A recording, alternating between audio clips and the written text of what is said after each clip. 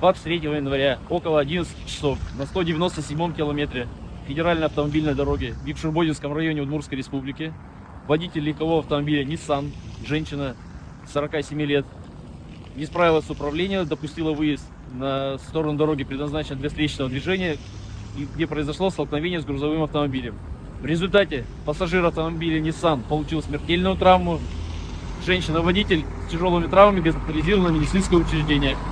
На месте дорожно-транспортного происшествия работает следственно-оперативная группа. Причины и обстоятельства устанавливаются. Я водитель грузового автомобиля «Хин».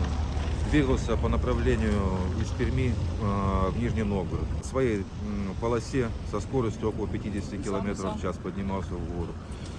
Со встречной полосы водитель легкового автомобиля, женщина, ее занесло и выкинуло прямо передо мной. Я даже не успел среагировать. Все произошло очень быстро. Произошло столкновение, машину выкинуло на обочину, легковую. Уважаемые участники дорожного движения, на территории Удмуртской республики сложились неблагоприятные климатические условия. Состояние проезжих частей не отвечает установленным требованиям. При движении соблюдайте скоростной режим, учитывая при этом состояние проезжих частей, а также интенсивность движения транспортных средств.